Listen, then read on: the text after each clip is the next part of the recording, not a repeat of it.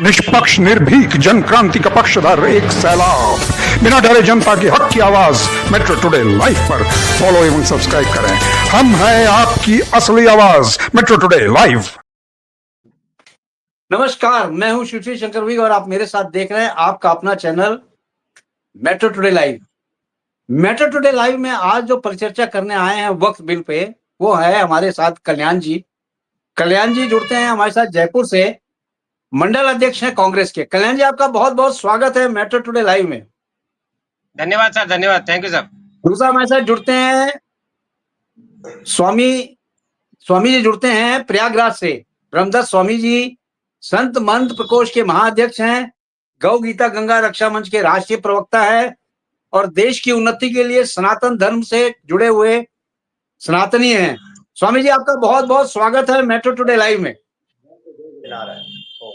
स्वामी जी, आपसे हम शुरू करते हैं। वक्फ बिल संशोधन बिल जो पार्लियामेंट में रखा गया वो पास हो गया है। वो 293 जो उसके पक्ष में वोट पड़े हैं और 237 उसके अगेंस्ट में वोट पड़े हैं। यानी कि वक्फ बिल जो था संशोधन वाला, उसको पारित कर दिया गया है और वो पारित हो गया है। अब देखना यह है कि फर्जी मौलानाओं की दुकानें कब बंद होंगी और जो कब्जेधारी थे उनकी उल्टी गिनती अब चालू हो चुकी है और वक्फ बिल जो है बहुत तेजी से मोहम्मदन के लिए, मुसलमानों के लिए खुशियों का तौगार लेके आया है। आपकी क्या राय है इस वक्फ बिल पे? आप क्या समझते हैं वक्फ बिल जो पास हुआ है वो खुशी जो है चेहरों पे देखते नहीं बन रही है मुसलमानों के चेहरों पे? आपकी क्या राय है इसमें स्वामी जी? जी, हमारी तो राय कल भी बता चुके हैं कि जो गरीब तबके के मुसलमान हैं जो उनको लाभ पहुंचेगा और वो लोग खुश हैं, वो तो पहले ही हम बताए थे इस बारे में। और जो अल्पसंख्यक हैं जो ओबीसी में आते हैं उन लोगों को जो है अब के शायद मेरे को लग रहा है कि उनको फायदा हुआ है। जो है अपना जो राष्ट्रीय अध्यक्ष है वो ओबीसी में रखेगी अब की बार किसी को। नड्डा जी को हटाएंगे। अब बात ये कर रहे हैं, कहने का मतलब हमारा ये है कि उन लोगों को और भी बल मिल जाएगा, 50% और बल मिलेगा जी। और दूसरी बात ये कि ये वक्फ बोर्ड जो है वाजिब जो बात है, जो सही बात है, उसको कोई स्वीकार नहीं करता, बड़ी कड़वी लगती है। और वो जो सत्य बात होती है वो समय लगता है उसको उभरने के लिए, सामने प्रत्यक्ष प्रमाण के लिए। लेकिन यह है कि सच बात सच्ची रखनी चाहिए और उन लोगों का जो है वो समझ रहे हैं कि हमारा हित होगा, हमारा भला होगा। इससे क्या होगा कि वक्फ बोर्ड की जो जगह है, तो मैं तो ये कहूंगा सरकार से कि वक्फ बोर्ड की जो जगह जहां इन माफियाओं से छुटाई जाएगी वो जगह जो है गरीब मुसलमानों को दी जाए और उनका घर आवास बनाया जाए। सबसे पहले प्राथमिकता सरकार को ये करना चाहिए। और उसके बाद जो है जिस विभाग की है, जिस समूह की है, उसको सौंप दी जाए। और ये क्योंकि सबको ये शक हो रहा है कि शायद वो अडानी अंबानी रईस लोगों को न दे दे, तो ऐसा नहीं है। वो नक्शा बनेगा और उसके अनुसार जो है वो जमीन का जो है सदुपयोग किया जाएगा और वो देश की स्वामी जी, ये एक लंबी प्रक्रिया है, इसमें टाइम लगेगा। वक्फ बोर्ड की जो जमीनें हैं उसको एक्वायर करने के लिए बहुत टाइम लगेगा। अभी तो पारित हुआ है, संशोधन हुआ है बिल। अभी मार्केट में देखिए क्या होता है, क्योंकि बहुत सारे लोग हैं इसके अगेंस्ट में हैं। अभी जो लाइव दिखा रहे थे वो ये बता रहे हैं कि अभी भी कुछ लोगों के हलक से उतर नहीं रहा है कि ये वक्फ बिल कैसे पास हो गया। इसके बारे में ज्यादा बता सकते हैं कल्याण जी। कल्याण जी, आप बताइए, आप किस तरह से देखते हैं? क्योंकि कांग्रेस ने इसको बिल को पास नहीं होने देने के लिए बहुत ही कुश्ती की थी पार्लियामेंट में। देखिए, कल भी इस पे हमने डिस्कस करी थी और आज भी डिस्कस कर रहे हैं। ये एक बहुत ही महत्वपूर्ण बिल है और वक्फ बोर्ड में संशोधन करने जा रहे हैं। ये वक्फ बोर्ड खत्म नहीं हो रहा है, तो संशोधन क्षमता है, कार्यशैली है, उसमें चेंजेज है। बोर्ड यथावत रहेगा, बोर्ड के पास में जो जमीनें हैं वो भी यथावत रहेगी।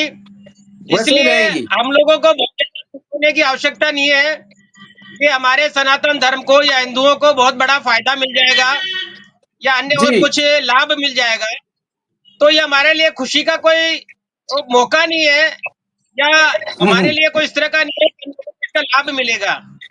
मैं आपको रिसेंटली बता दूं कि अब से कुछ साल पहले, 1-2 साल पहले, जो हमारे एक धनाढ्य व्यक्ति है और उनका जो एक बंगला है, 12 मंजिल का बंगला है, उस पर भी वक्फ बोर्ड ने दावा किया था और उसी जी के बाद से ये खलबली मची हुई है कि ऐसा नहीं हो कि जो हमारे धनाढ्य करोड़पति अरबपति आदमी जो हमारे साहब के मित्र हैं और उनकी बिल्डिंग जो थी उसके पे वक्फ बोर्ड ने दावा कर दिया था, तो उसको बचाने के लिए ये इनके प्रकेंड ये एक नई परिपाटी चल पड़ी थी और आज उसको ठीक है, संसद में इनके पास में बहुमत है, उसको पास करा लिया।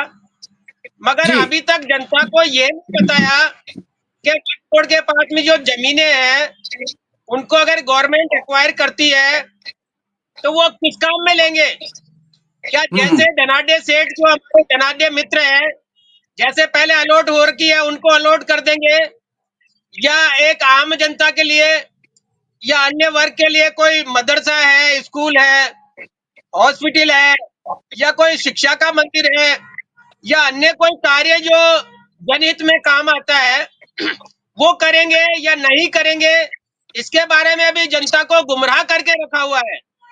जैसा पहले कि एक हाईलाइट कर रखा था कि इनके पास में बहुत सारी जमीनें हैं, इनके पास में बहुत सारी जमीनें हैं, और वो सत्य है क्योंकि वक्फ बोर्ड के रिकॉर्ड में जो जैसा दिखाया जा रहा है उसमें रेलवे के बाद में 9 पॉइंट समथिंग एकड़ जो है जमीन है, तो वो रेलवे के बाद में सबसे ज्यादा जमीनें इनके पास में है और वो सारी जमीनें मौके की जमीनें हैं, व्यवसायिक जमीनें हैं। चले अब गवर्नमेंट उसमें से ये तलाश कर रही है सिर्फ कि वो जमीनें वाकई वक्फ बोर्ड की है या सरकारी जमीन पे वक्फ बोर्ड ने कब्जा कर रखा है। तो गवर्नमेंट अपना हित तो साध रही है और जनता को बेवकूफ बना रही है, क्योंकि जैसे ही कल्याण जी गवर्नमेंट को पता लगेगा कि गवर्नमेंट की जमीन है और वक्फ बोर्ड ने कब्जा कर रखा है तो उसको वक्फ बोर्ड से छुड़ा लेगी और जनता को रातों रात पता नहीं चलेगा क- कि वो नहीं नहीं जमीन कहाँ कल्याण जी गई, कल्याण किसको जी allot कल्याण जी एक मिनट आपको मैं यहाँ रोकना चाहूंगा। की गई। अगर गवर्नमेंट को पता चलता है वो छुड़ाएगी नहीं, बल्कि वक्फ बोर्ड भी अपील के लिए जा सकता है कोर्ट में। ये प्राविधान है इस बिल में, ऐसा नहीं है वन साइडेड देखिए डिसीजन होगा। जी हाँ बोलिए बोलिए। देखिए देखिए सबसे बड़ी बात यह है कि वक्फ बोर्ड के पास में बहुत सारी जमीनें ऐसी है जो जी अनऑथराइज कब्जे की हुई है, अनऑथराइज जी जी कब्जा कर रखा है, के पास में रिकॉर्ड नहीं है, मगर वो जमीन उसको जो तो है वक्फ बोर्ड ने उसको कब्जा तो कर रखा प्रूव है। करना उसको तो इनको प्रूव करना पड़ेगा कि ये जमीनें उनकी हैं, कागजात दिखाने पड़ेंगे। अगर कागजात नहीं है जब तो उनके पास गवर्नमेंट में के हाथ में कागज नहीं जाएगा। होंगे, जब जी उनके पास में कागज नहीं होंगे तो ये वक्फ बोर्ड जी को दरकिनार कर देंगे और वो जमीन बिल्कुल हथिया सही है। कर ये अपने अपने मित्रों को अलॉट कर देंगे। मैं यही कहना चाह रहा था आपसे, क्योंकि जनता जी को मालूम नहीं है, जनता के पास में रिकॉर्ड नहीं है कि वक्फ बोर्ड की जमीनें कलकत्ता में कितनी है, बॉम्बे में कितनी है, या महाराष्ट्र में कितनी है, राजस्थान में कितनी है, या अन्य स्टेट जी में जी कितनी है, उत्तराखंड में कितनी है, ये जनता को मालूम नहीं है। और जनता जी को जी मालूम नहीं है, खाली वक्फ बोर्ड ने अपना बोर्ड लगा रखा है, तो वक्फ बोर्ड को वो गवर्नमेंट के अधिकारी कहेंगे कि आप अपने डॉक्यूमेंट्स लाइए। जब जी डॉक्यूमेंट्स नहीं होंगे उनके पास में तो कहेगा कि ये जमीन एक्वायर की जाती है। जनता को कुछ नहीं मिलना है, वो कागजों हम्म। में ही जमीन एक्वायर हो जाएगी, वक्फ बोर्ड साइड हो जाएगा और अपने धनाढ्य मित्रों को वो जमीन अलॉट कर दी जाएगी। यही तो देश के साथ में खेल चल रहा है, क्योंकि सरकार ये नहीं बताना चाह रही कि जो जमीनें वक्फ बोर्ड से हम छुड़ाएंगे या वक्फ बोर्ड ने जो कब्जा कर रखी है वो लेंगे तो उसका क्या उपयोग होगा और कहाँ कहाँ कर कौन कौन सी जमीनें जो वक्फ बोर्ड ने हथिया रखी है। मैंने अभी जी जी रिसेंटली कहा, जो बॉम्बे में एक मामला है, एंटीनियो जो बंगला है एक हमारे धनाढ्य मित्र का है, धनाढ्य देश का करोड़पति सबसे प्रथम आदमी, उसका बंगला है। उसके ऊपर भी जो है इन्होंने दावा कर दिया था और दावा करने के बाद में उसने अपने मित्र से कहा कि इसको छुड़ाइए, अगर इनका दावा सत्य हो गया तो मेरी बिल्डिंग गिरानी पड़ेगी। या मेरी बदनामी होगी। तो ये जो खेल जो चल रहा है, ये जनता समझ नहीं रही है, जनता को बेवकूफ बनाया जा रहा है, और एक ठीक तालियां है कल्याण जी, बजवाने का काम जनता से किया जा रहा है ठीक कि हमने ठीक जमीन है छुड़वा कल्याण जी। ली। कल्याण इनके जी, स्वामी जी आप तो कुछ जवाब देना चाहते हैं, उनका भी सुन लेते हैं। स्वामी जी कुछ बोलना चाहते जी हैं, जी उनका भी बोलिए सुन लें। स्वामी जी बोलिए, जी जी। जी वक्फ बोर्ड का बोलिए।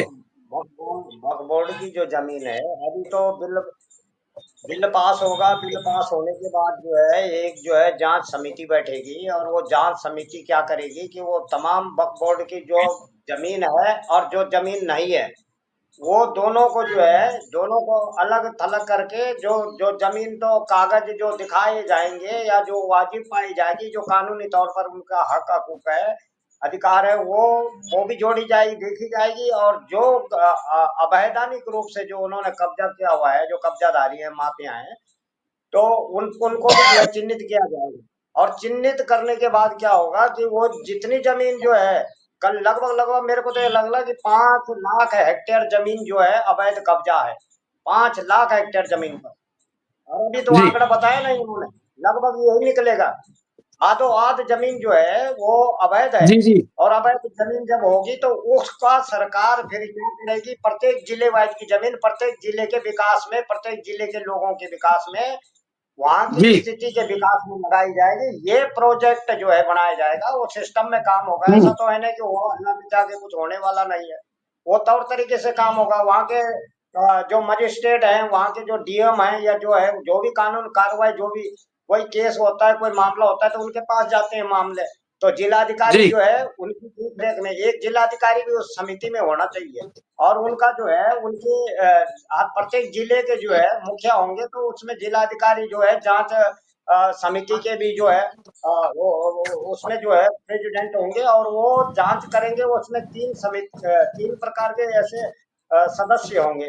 और 3 सदस्यों की जो एक तो, विशेष समिति होगी, जो जिला निरीक्षण जी समिति होगी, और जिला निरीक्षण वक्फ बोर्ड समिति, वो क्या करेगी कि वो तमाम जो है उन चीजों का जो है निरीक्षण स्वामी करके जी, पूरी तरह। स्वामी जी आप प्रक्रिया ना बता के आप ये बताएं कि जो वक्फ बोर्ड की जो जमीन पे लोगों ने इस समय, उनके पास अगर कागज नहीं है, तो क्या वक्फ बोर्ड वाले जो हैं वो भी तो जा सकते हैं अपील करने।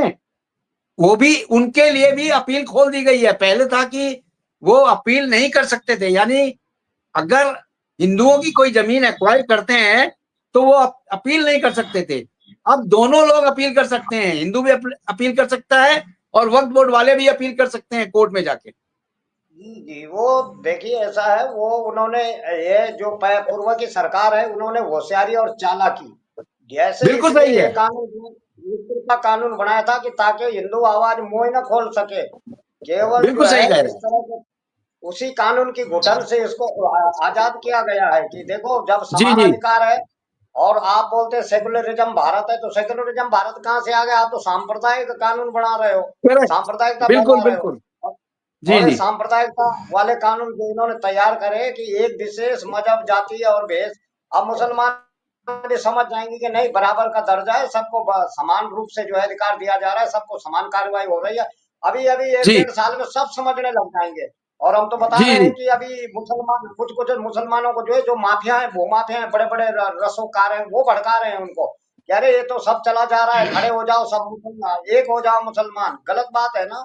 वो देश में अराजकता स्वामी पैदा जी, कर रहे हैं। स्वामी जी, फर्जी फर्जी मौलानाओं की दुकानें बंद, अब वो तो है ही, जो कब्जे नकली और डुप्लीकेट। कब्जेधारियों की उल्टी गिनती चालू। वक्फ बोर्ड का जी मतलब तो ये था, उन्होंने ये सोचा कि वक्फ बोर्ड जो है, एक विशेष मजहब के लिए, एक विशेष धर्म के लिए है, और विशेष धर्म के खिलाफ भी है। यानी हिंदुओं जी, के एंटी है। हिंदुओं के एंटी है। कानून किसी के एंटी नहीं होता, कानून सबके लिए समान रूपता से होता है। बराबर, और कानून, कानून और न्याय उसका नाम है। आपने देखा होगा कि न्यायालय में तराजू बना होता है। वो तराजू का मतलब है कि बराबर डंडी को झुकना नहीं चाहिए। ये तो झुका हुआ तरफ, इन्होंने एक पलड़े को झुका दे, एक को उठा दिया, ये वाली बात हो गई। तो ये न्यायालय और न्याय कहाँ से हुआ? ये तो अन्याय हुआ अब तो प्रजा के कानून, साथ। स्वामी जी ये अब तो तो भारत की कानून के आंख से पट्टी भी हटा दी गई है, कानून के हाथ से जो था वो भी हटा दिया गया है। उनके हाथ में संविधान की किताब दे दी गई है, कानून के हाथ में। जी जी ये है कि यानी हम सत्य देख नहीं सकते, यानी हम सत्य देखेंगे नहीं। बस सत्य जी नहीं देखेंगे तो कुछ जो मर्जी वो करते जाओ। जो जब सत्य पे चलना ही नहीं है तो वो आदमी झूठे आदमियों का झूठी अफवाहों में जो है ठीक झूठे हवाओं में ठीक सरकार चलती रही है और सबको ठीक। आदत पड़ी रही है। स्वामी जी एक मिनट, कल्याण जी कुछ बोलना चाहते हैं। हाँ कल्याण जी बोले, बोले कल्याण जी। देखिए देखिए, जैसा स्वामी जी कह रहे हैं जी जी और जैसा हम लोग बात विचार कर रहे हैं, तो ये तो गवर्नमेंट ने हमको बताया नहीं है अभी तक तो, जी क्योंकि जी जो वक्फ बोर्ड की जमीनें और अनऑथराइज थी उस पे अब बताइए हिंदुओं क्या पे स्वामी कब्जा है या हिंदुओं की कच्ची बस्ती है, जी वो वक्फ बोर्ड उसको दावा कर रहा था और गवर्नमेंट उनकी मदद कर रही थी, वो वहां पर स्थिर थे। जी जी मगर अब विपरीत हो जाएगा। अब विपरीत इसलिए हो जाएगा कि वक्फ बोर्ड दावा करेगा, उसका दावा गवर्नमेंट झूठा करेगी, और जो बसे हुए लोग बाग हैं उनको अतिक्रमी घोषित किया जाएगा कि आपने सरकार की जमीन पे अनावश्यक कब्जा कर रखा है, आप यहाँ पर तोड़ के हम यहाँ पर बिल्डिंग बनाएंगे और अडानी अंबानी साहब को बसाएंगे।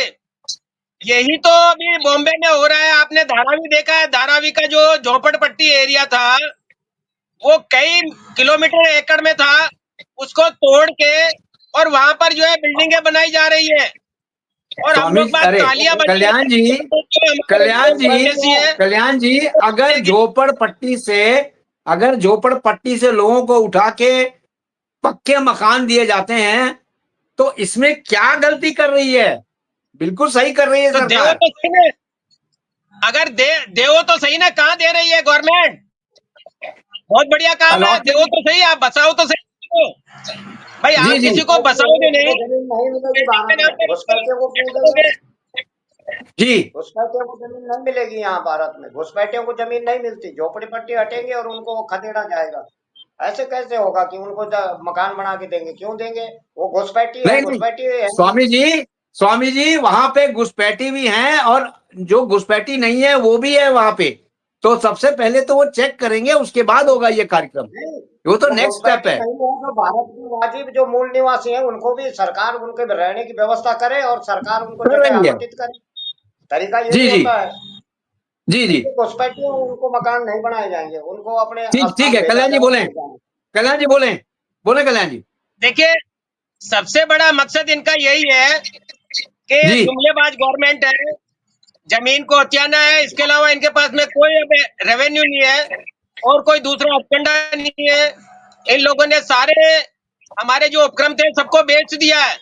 अब इनके पास में ये जमीन बची है जिसपे इनकी नजर है, और इसको एक वक्फ बोर्ड का नाम लेके लोगों को भड़काकर और अपने पक्ष में करके और वोटिंग करवाकर ये जमीनें भी हड़पना चाहती है। इसके अलावा कोई मकसद नहीं है। इससे हिंदू को या सनातन प्रेमियों को कोई लाभ नहीं होगा। स्वामी जी बैठे हैं, आप मुझे बता दें कि सनातन प्रेमियों को या 80 करोड़ लोगों को इन जमीनों से ये लाभ होगा? न तो गवर्नमेंट बता रही है, न बताइए। स्वामी जी बताएंगे, न अन्य इनका कोई नेता बताएगा कि अगर वो जमीनें लेते हैं तो क्या करेंगे। क्योंकि इनका मकसद है कि इन लोगों को बेवकूफ बनाया जाए, आपस में लड़ाया जाए और आपस में लड़ाकर फूट का फायदा उठाया जाए। अब बंदरबाट होगी, बंदरबाट ऐसे होगी जैसा अयोध्या में हुआ है। आपने देखा राम मंदिर के लिए जमीन जो अलॉट हुई, उसके बगल में ही इन्होंने मस्जिद के लिए जमीन अलॉट करी है। वो लोगों को नहीं बिल्कुल सही है। बताएंगे। जनता को मालूम है कि मस्जिद के लिए भी जगह अलॉट हुई है। 5 एकड़ या 10 एकड़ जमीन जो अलॉट हुई है वो मस्जिद के लिए भी हुई है। मगर राम मंदिर का प्रचार प्रसार कब करेंगे? मस्जिद का प्रचार नहीं करेंगे। जनता को गुमराह करने का इनका काम है, और वही अभी कर रहे हैं। ये जमीन छीनेंगे वक्फ बोर्ड से और ये उसका सदुपयोग करेंगे या बंदरबाट करेंगे, अपने मित्रों को अलॉट करेंगे, या फिर ये कहेंगे कि आधी तुम रखो आधी हम रखते हैं और माल बनाओ और मजे करो। जनता को कोई लाभ नहीं देंगे, न देश का भला करेंगे न जनता का भला करेंगे। अगर इनके पास में कोई प्रपोजल है या स्वामी जी को मालूम है या अन्य आपको मालूम है तो मुझे बताइए कि इनकी जमीनें लेने के बाद में क्या करेंगे। क्योंकि जमीन तो इंडिया में है, भारत के पास में है अभी भी, मगर गवर्नमेंट तब तक नहीं ले सकती जब तक इस वक्फ बोर्ड को खत्म नहीं किया जा सकता। क्योंकि इसमें विवाद होता है, गवर्नमेंट उसको कब्जा करेगी, वक्फ बोर्ड उसमें मुकदमा करेगा। अब तो वो मुकदमे का चक्कर ही खत्म हो गया। अब तो ये वक्फ बोर्ड पे जो संशोधन हो गया, तो अब तो ये है कि ये कहेगी एक वक्फ बोर्ड को लाओ, कागज लाओ। हम कोर्ट में जाते हैं, कोर्ट में इनके पास में कागज नहीं है, वक्फ बोर्ड हारेगा, जमीन गवर्नमेंट के पास में अलॉट होगी। अब वो जमीन फिर अपनी मनमर्जी से अपने मित्रों को अपने सेटअप लगाने के लिए, गोदाम बनाने के लिए, डीमार्ट बनाने के लिए ये ऐसा और करके अन्य तो वैसा कामों ही के लोग लिए अंदाजा लगाते हैं। जाएगी ये इनके पूर्व की और देश सरकार को ऐसा ही बर्बाद करेंगे, देश को बर्बाद करेंगे, यही इनका करती है। मतलब है। स्वामी जी और कोई मतलब नहीं है। अगर आपके पास में कोई प्रपोजल है या आपको मालूम है तो स्वामी जी आपके चैनल पे बैठे हैं, बता दीजिए कि जो जमीनें गवर्नमेंट लेगी उसको कहाँ इन्वेस्ट करेगी, क्या करेगी उनमें। कोई धर्मशाला बनाएगी, कोई मंदिर जी बनाएगी, कोई शिक्षा का जी, भवन स्वामी जी बनाएगी, बताएं, कोई हॉस्पिटल स्वामी जी बोले, बनाएगी, या कोई बोले स्वामी जी, जी जी क्या बनाएगी, बता दीजिए मुझे। कल्याण जी कह स्वामी रहे जी हैं, बोले। कल्याण जी कह रहे हैं कि आप ही बताइए कि सनातन को क्या फायदा होगा और सनातन को क्या हानि है। ये दोनों बात हम बता रहे हैं। वक्फ बोर्ड के बताइए। बिल संशोधन करने में ये होगा कि मनमानी से वो किसी जगह को हथिया नहीं सकते, कब्जा नहीं कर करेक्ट। पाएंगे, क्योंकि उनको कानूनी उससे विचरना पड़ेगा। और इससे ये हो गया कि जो यहाँ पर जो भारत के अंदर एक बहुत बड़ी मुहिम थी कि एक एक शेड्यूल इनका एक तार उससे जुड़ा था इस्लामिक बनाने के लिए, कि ये जी देश को इस्लामिक बनाना है तो सबसे पहले यहाँ की जमीन को जो है आपने कब्जा करना है, तो इस्लामिक बनने से जो बच जाएगा। क्योंकि ये भारत की भूमि को धीरे धीरे कन्वर्ट कर रहे थे और अपने मजहबी रूप से ले रहे थे, तो उस पर भी रोक लगेगी तो सनातनियों को फायदा क्यों नहीं है। सनातनी को ये फायदा होगा कि इस्लामिक बनने से रुक जाएगा। इस्लामिक कितने देश हैं भारत में, हिंदू राष्ट्र और हिंदू देश। अब क्या होगा कि सनातन बोर्ड बनेगा, इसके बाद सनातन बोर्ड बनेगा, तो अगर वो वक्फ बोर्ड कोई दावा ठोकता है तो सनातन बोर्ड भी अपनी बात रखने का अधिकारी बराबर होगा। अब कानून ये नहीं रहेगा कि नहीं वक्फ बोर्ड का जो है वो केवल सुप्रीम कोर्ट में वो उन्हीं की सुनाई होगी, ऐसा नहीं है। अब जो है सनातन बोर्ड बनेगा और बराबर जो है धार्मिक कोई भी मामले होंगे उस वो बोर्ड जो है उसके अर्जी देगा और उसको मामले को दर्ज करेगा, उसके अनुसार ही जो है फैसला और न्याय होगा। तो सनातन को तो फायदा है, क्योंकि एक तो सनातन बोर्ड बनेगा, इसके बाद दूसरा फायदा ये हुआ कि वो जो तमाम जो है कट्टरपंथी और जिहादी टाइप के लोग बार बार कब्जा करने पे लगे थे, भारत की भूमि पर कब्जा रहे थे, पहाड़ से लेकर पलायन तक, उस कब्जे पर रोक लगेगी तो फायदा तो है सनातनियों को, उनकी बहु बेटियां बचेंगी। वो जगह जगह जाके जो है मस्जिद स्थापना कर रहे थे, जहां जो भूमि देखी वहीं जो है कब्जा करते थे, वो ज्यादा अतिक्रमण जो है वो रुकेगा। तो ये हमारे मेरे राष्ट्र मेरे भारत का फायदा है। सनातनी का फायदा बाद में देखता हूं मैं। मेरे भारत भूमि का जो है लाभ है और उससे हमें ये लाभ मिलेगा कि हमारी भारत भूमि सुरक्षित बचेगी, नहीं तो टुकड़े टुकड़े बढ़ जाएगी। ये लाभ हुआ है और मुझे खुशी होगी। इसलिए जी सनातन की बात अलग है, अपना धर्म सबको अधिकार है, मुस्लिम धर्म को जी, अपना अधिकार है मानने का, उनके ऊपर कोई दबाव नहीं बना सकता। स्वामी और हिंदुओं को भी अपना धर्म मानने का, लेकिन समान अधिकार जी हो। हमारा कल्याण जी, कहना ये कि वक्फ बोर्ड जी बना तो कल्याण जी सनातन बोले, बोर्ड भी बनाए। जी कल्याण जी बोले। सनातन मैं जैसा स्वामी जी कह रहे हैं कि सनातन बोर्ड बनेगा, क्या जी मोदी जी ने या मोदी जी की गवर्नमेंट ने आपको कोई आश्वासन दिया है कि हम सनातन बोर्ड बनाकर आपको भी जो है 4 लाख एकड़ जमीन दे देंगे। आपने अभी जो रिसेंटली दिल्ली में एक बहुत बड़ा एक मंच ऑर्गेनाइज किया और उसमें सनातन धर्म का एक बोर्ड बनाने की मांग करी, उसमें आपको कहा गया है क्या कि अब हम बोर्ड बनाएंगे? आपको भी सिर्फ एक जुमला दे दिया है, लॉलीपॉप दे दी, इसे आप लेते रहो और चूसते रहो और प्रचार करते रहो। आप ये गलतफहमी मैं ये निकाल नहीं दीजिए। कहता, हम कहेंगे आपका सबको, सनातन बोर्ड कहीं बनेगा। कहेंगे हम जरूरत मैं होगी यही ऐसी कहना कोई बात चाहता नहीं, हूँ सरकार काम कि करती ये है। लोगों को गुमराह कर रहे हैं, ये लोगों को गुमराह कर रहे हैं और गुमराह करके वो बेशकीमती जमीनें जो बोर्ड के डर से अभी बची हुई है, उन जमीनों को एक्वायर करके और अपने मित्रों को अलॉट करेंगे और वहां पर बड़े-बड़े व्यावसायिक प्रतिष्ठान बनेंगे। मेरी बात याद रखना, आप 2 साल बाद में आपको पता लग जाएगा, जैसे ही ये बोर्ड अमल में आएगा और जैसे ही जमीनें एक्वायर होना चालू होगी, आपको पता लगेगा कि 5 लाख एकड़ जमीन जो है अडानी को अलॉट कर दी गई है, 2 लाख एकड़ जो है ना अंबानी को अलॉट कर दी गई है। ये अखबार में आएगा और उस पैसे का आप हिसाब भी नहीं पूछ सकते कहाँ गया वो पैसा। क्योंकि आज की जनता या आज के लोग बाग इतने बेवकूफ है पढ़े लिखे होकर भी कि आज उनसे ये नहीं पूछ रहे सरकार से कि आपने रेलवे किराए पे दे दिया, एयरपोर्ट किराए पे दे दिया, एयरपोर्ट इसके अलावा बंदरगाह किराए पे दे दिया, उसका किराया जा कह रहा है, आपने अलॉट करके उसका पैसा जो आ रहा है वो पैसा कहाँ जा रहा है, किसके काम में आ रहा है, आपने आज तक नहीं पूछा होगा। क्योंकि यही तो सनातन धर्म की बेवकूफी है, इसीलिए सनातन धर्म को बेवकूफ बनाया जा रहा है। और कल्याण जी तो आने वाले टाइम में सनातन धर्म को दरकिनार करके ये लोग बाग बुद्धि लाएंगे, बौद्धों से सनातन धर्म को लड़ाएंगे।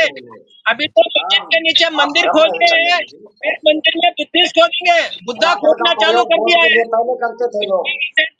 स्वामी जी एक मिनट रुक जाइए। आपको मालूम होगा नागपुर में जो इनके सर्वे सर्वा है आरएसएस के, वो बुद्धिस्ट थे, बुद्ध को मानने वाले थे। जो हेडगेवार है इनके जो संरक्षक है आरएसएस के, उस मस्जिद पे उसने उनकी धर्मस्थली पे जाकर वो बुद्धों को मत्था टेकते हैं, बुद्धम शरणम गच्छामि कर आए। इसलिए सनातन धर्म के जितने भी सनातन प्रेमी है वो सजग रहे और अपनी लंगोटी कसकर बांध ले कि ये फिर पाला बदलेंगे और आपको फिर बुद्धों से लड़ाएंगे, क्योंकि इनका काम है लड़वाना, लोगों को बेवकूफ बनाना और फायदा उठाना।